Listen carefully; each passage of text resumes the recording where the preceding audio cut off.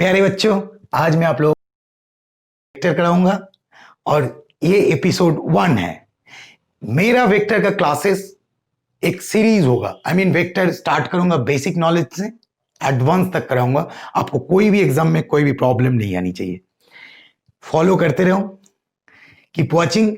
And topic is equal and unequal vectors, parallel and anti parallel vectors. मैं सिर्फ define कर दूंगा कि ये होता क्या है। ये बेसिक है, मतलब शुरुआत है। जिनको वेक्टर के बारे में थोड़ा सा पता है वो भी देखते रहो, कुछ अलग कुछ आने वाला है। मैं कुछ समझाऊंगा, हो सकता है कि आपके काम पे आ जाए। देख लो।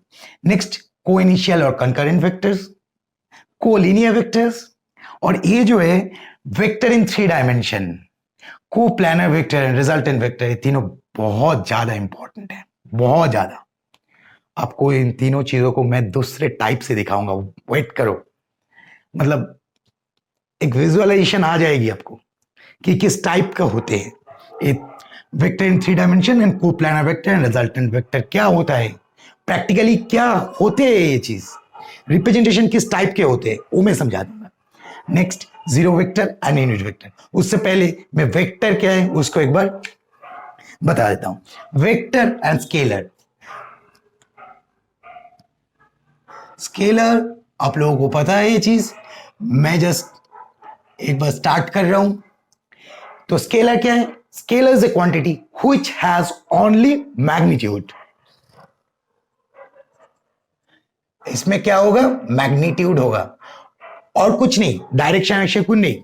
But in the case of vector, vector is a quantity which has both magnitude and direction. Both magnitude भी है एंड डायरेक्शन भी है, ठीक है? एंड डायरेक्शन बोथ, तब उसको आप बोलते हो वेक्टर। मतलब स्केलर का कोई दिशा नहीं है, लेकिन वेक्टर का एक दिशा है। किस टाइप का? एग्जाम्पल आपको पता है, वर्क। वर्क क्या है? Scalar. 5 joule of work, 5 joule of work, कोई डायरेक्शन की जरूरत है नहीं। मास 5 kg, 5 kg ऑफ शुगर, क्या है? कोई डायरेक्शन की जरूरत है नहीं है। तो वर्क आ गया मेरा, मास, ये सब स्केलर में आ रहे हैं, डायरेक्शन की जरूरत ही नहीं है। अब simply 5 joule of work, 5 kg of sugar बोल दो, बस फिनिश, और कुछ नहीं चाहिए। स्पीड, स्पीड ये आप क्लास 9 में कर चुके थे। स्पीड क्या है? एक स्केलर क्वांटिटी। क्यों? 10 मीटर पर सेकेंड। कौन सी डायरेक्शन में है कोई जरूरत नहीं है, सिर्फ 10 metre per second speed. Distance 5 metre, कोई डायरेक्शन की जरूरत नहीं है, स्केलर क्वांटिटी। वेक्टर क्वांटिटी में क्या क्या आ जाएगा? वेलोसिटी। वेलोसिटी क्या है? Vector quantity. 5 metre per second towards east west, कुछ भी, कोई तो एक डायरेक्शन होगा। डायरेक्शन छोड़ के आप वेलोसिटी को नहीं कर सकते। एक्सेलरेशन क्या है? एक वेक्टर क्वांटिटी है। मान लो 10 metre per second square. Direction कौन सी है? कोई एक डायरेक्शन होगा, टूवर्ड्स नॉर्थ, ये एक वेक्टर क्वांटिटी है। मोमेंटम, मोमेंटम वेक्टर क्वांटिटी है। Why? P is equal to m into v. Mass is a scalar quantity, but velocity is a vector quantity. So momentum is a vector quantity. Clear? In the case of work, work का case क्या था? याद आ रहे? Class 9 में किए थे। W is equal to F into S. Force is a vector quantity. Displacement is a vector quantity. But दोनों का जब प्रोडक्ट लिए थे आपने, तब आपको मिल गया था scalar quantity.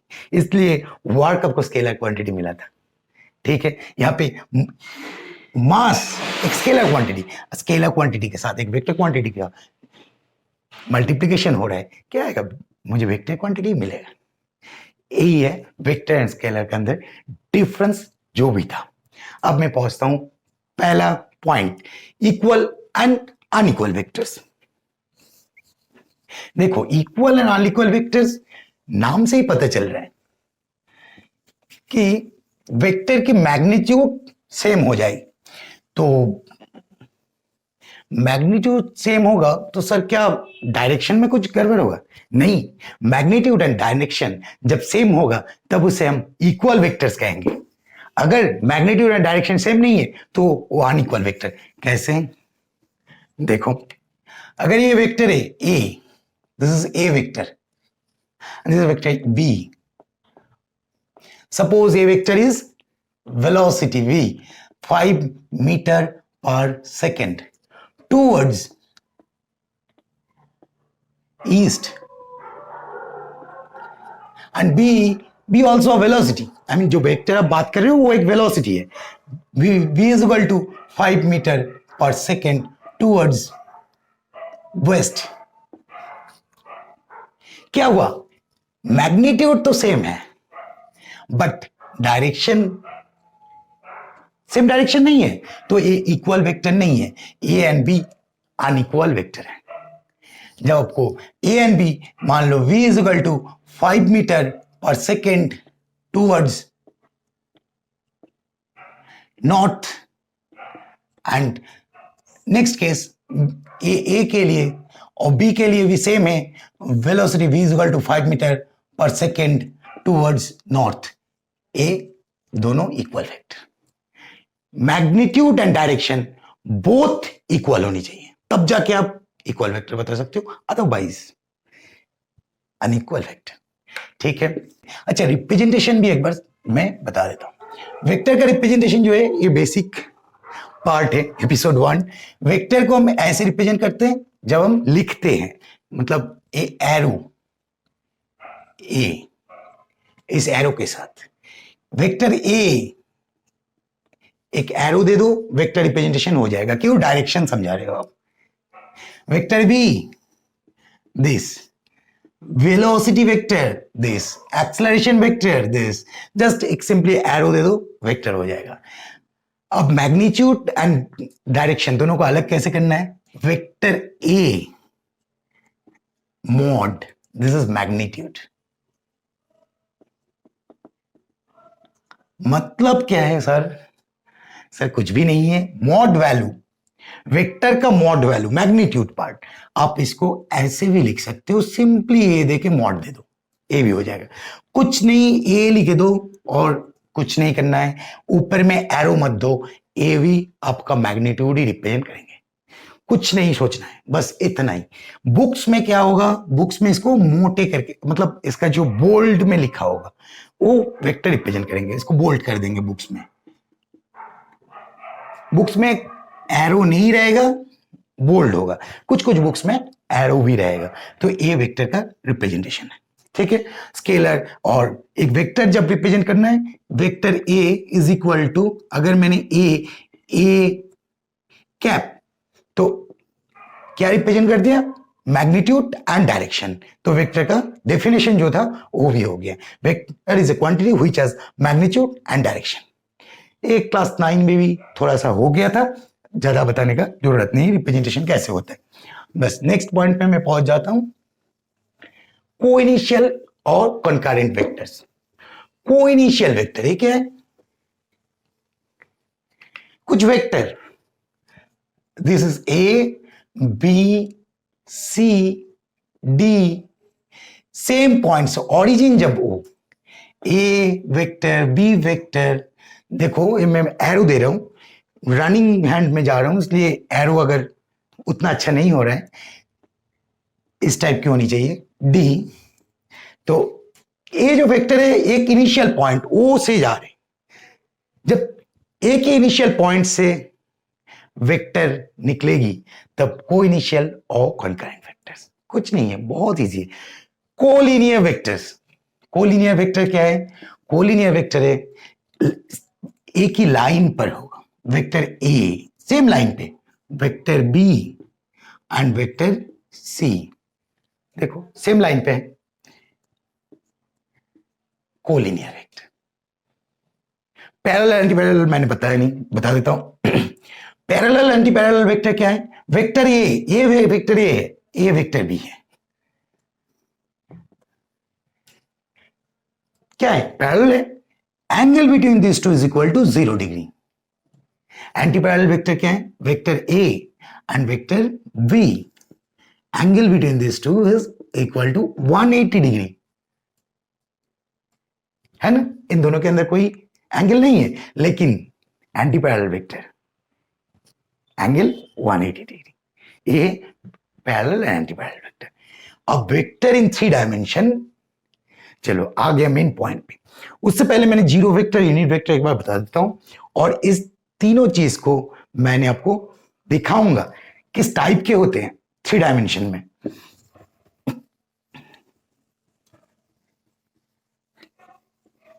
Zero vector, zero vector क्या है? वेक्टर का zero I mean magnitude zero है। मैग्नीट्यूड जो है is equal to zero. And तब अगर सर वेक्टर का मैग्नीट्यूड जीरो हो गया तो इसका मतलब क्या है? मतलब है डायरेक्शन जो होगा, डायरेक्शन आर्बिट्रेरी होगा। अब कुछ भी डायरेक्शन हो सकता है, इसलिए जीरो वेक्टर भी एक वेक्टर है, क्योंकि कुछ ना कुछ डायरेक्शन जरूर है, आर्बिट्रेरी डायरेक्शन है। इसलिए जीरो वेक्टर का भी एक फिजिकल सिग्निफिकेंस है फिजिक्स में।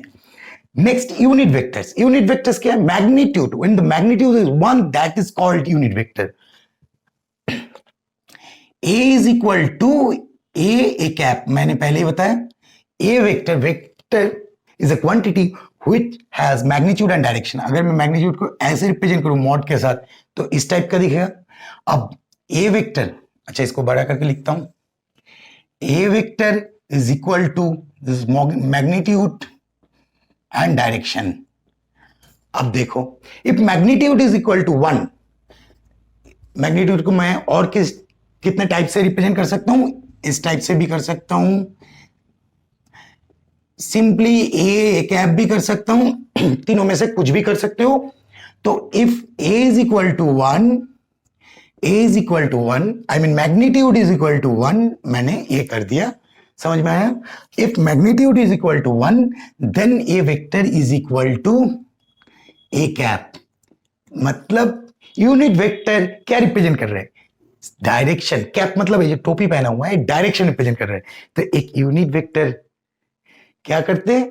डायरेक्शन रिप्रेजेंट कर देते हैं। होते हैं magnitude 1 but direction towards Mumbai to Delhi, Mumbai to Delhi. Vector का मैग्नीट्यूड 1 होगा, 1 यूनिट, बट डायरेक्शन तो मेंशन कर दिया, डायरेक्शन तो रिप्रेजेंट किया ना। तो जो भी यूनिट वेक्टर होगा वो मेनली डायरेक्शन रिप्रेजेंट करते हैं। चलो अब मैं vector in 3 dimension, coplanar vector and resultant vector, इसको आपको एक्चुअली प्रैक्टिकल सेंस में कैसे दिखता है वो समझाता हूं। ठीक है बच्चों, तो मैंने बताया था कि vector in 3 dimension, coplanar vector and resultant vector, ये तीनों चीज को मैं विजुअली दिखाऊंगा। विजुअली दिखाने के लिए मेरे पास अवेलेबिलिटी है 2 scale, 1 rod.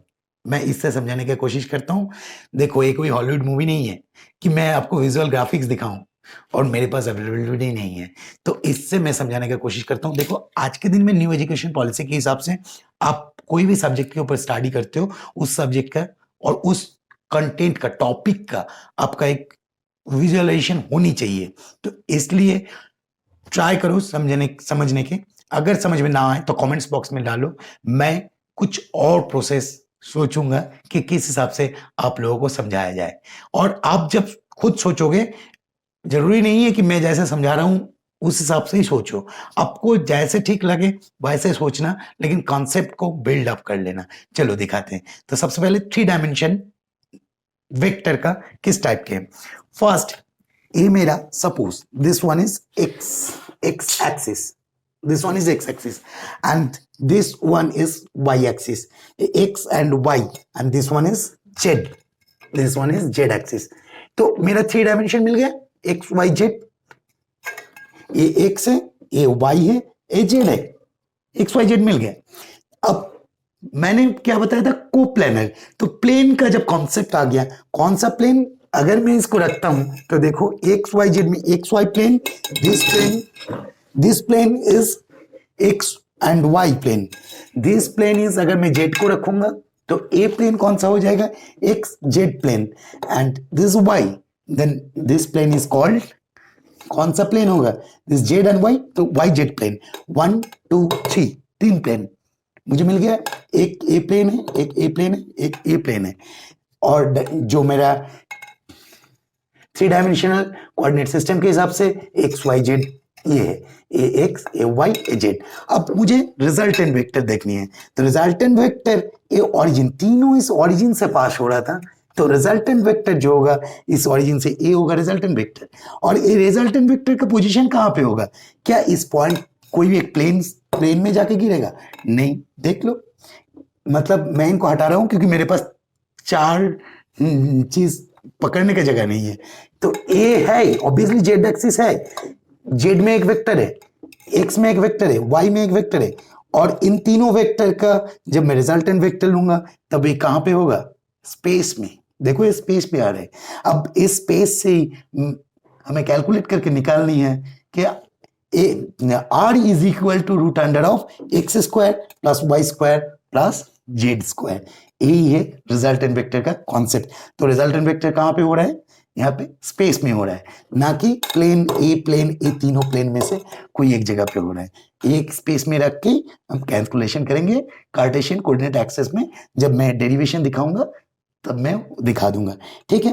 Next coplanar vector. Coplanar vector, ये दो वेक्टर देखो एक्स एंड वाई, दो वेक्टर ऑलवेज एक प्लेन में, मान लो ये दो वेक्टर है, ये तो मेरा एक प्लेन है, दो वेक्टर ऑलवेज इस प्लेन के ऊपर रहेगा। अब इनके अंदर एंगल कुछ भी हो, मान लो ए इसी प्लेन में है, आप बोलोगे सर मैं इसको उठा देता हूं, ऐसे कर देता हूं, हाँ ऑब्वियसली आप अगर ऐसे कर देते हो तो इस प्लेन में आ जाएगा।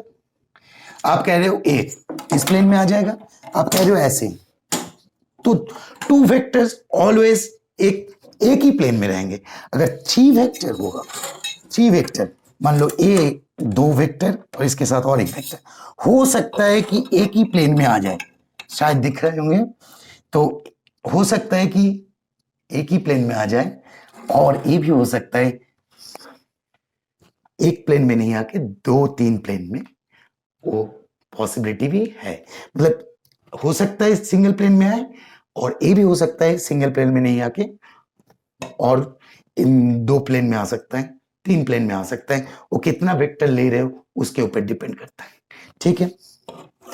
अगर मैं इस चीज को एक इस टाइप से दिखाता हूं, तो ये 2 वेक्टर हैं, ए वेक्टर और इस वेक्टर, देखो दोनों वेक्टर सेम प्लेन में है, सेम प्लेन में है, इन दोनों वेक्टर को आप ऐसे कर दो, सेम प्लेन में रहेगा, कुछ भी कर लो, ये 2 वेक्टर हमेशा सेम प्लेन में ही रहेंगे, कुछ भी कर लो। लेकिन 3 वेक्टर जब ऐसे हो जाएंगे, देखो एक प्लेन में नहीं आ सकते, आ भी सकता है लेकिन जरूरी नहीं है कि एक ही प्लेन में आएगा। तो मुझे मिल गया ये कॉन्सेप्ट। और नेक्स्ट और एक चीज समझा देता हूं, क्या है कि जब आप एक्स वाई जेड ले रहे हो, ए एक्स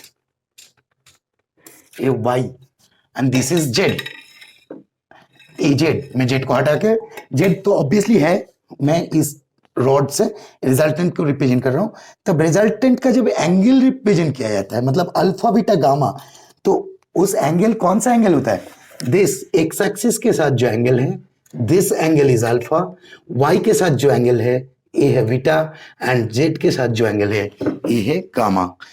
ये this angle is alpha x के साथ, वाई के साथ, मतलब अगर ए ऑरिजिन है तो वाई के साथ बीटा एंड जेड के साथ gamma, and resultant is this, ठीक है। चलो अब नेक्स्ट एपिसोड नंबर 2 में मिलते हैं, आज यहां तक, फिर मिलते हैं